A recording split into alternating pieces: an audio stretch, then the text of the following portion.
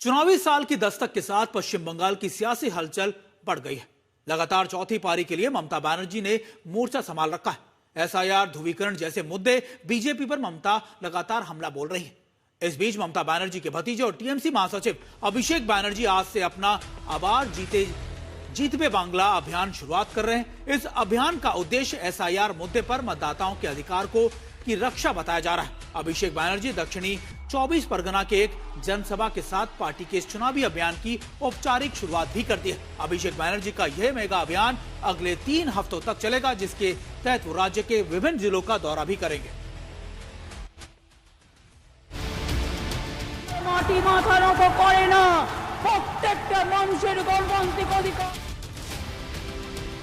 पूरे बंगाल की जनता घुसपैठियों से त्रस्त। चुनावी साल की दस्तक हुई और पश्चिम बंगाल में सियासी हलचल बढ़ गई। लगातार चौथी पारी के लिए ममता बनर्जी की मोर्चाबंदी जारी है। एसआईआर, ध्रुवीकरण जैसे मुद्दे हैं। बीजेपी पर हमले तेज हैं। अब ममता बनर्जी की रणनीति का जवाब देने के लिए बीजेपी ने काउंटर प्लान बना लिया है, जिसकी झलक गृह मंत्री अमित शाह के बंगाल दौरे के बाद साफ दिख रही है।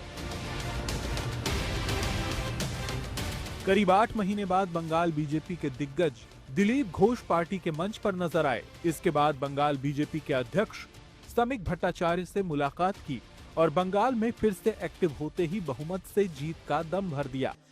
टीएमसी के बारे में जो भ्रम था वो खत्म हो गया है। लोग परिवर्तन चाहते हैं और भाजपा पूरा ताकत लगा करके बंगाल में परिवर्तन लाएगी। दिलीप घोष बीते कुछ समय से पार्टी गतिविधियों से दूर थे। उनकी नाराजगी की खबरें भी आ रही थीं, लेकिन अमित शाह के दौरे ने बंगाल बीजेपी के नेताओं के बीच बर्फ को पिघला दिया है।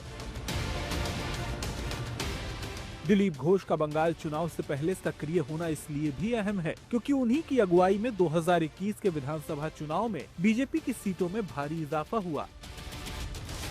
2016 के विधानसभा चुनाव में बीजेपी ने 3 सीटें जीती थीं, जबकि 2021 में बीजेपी ने 77 सीटें हासिल की थीं और बीजेपी को 37.97% वोट मिले थे।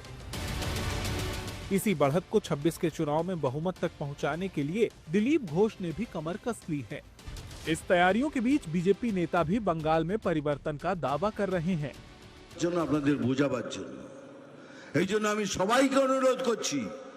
যদি কমিউনিস্ট পার্টির মধ্যেও কেউ হিন্দু থাকেন, যদি হিন্দুত্বকে বিশ্বাস করেন, আপনারাও আসুন।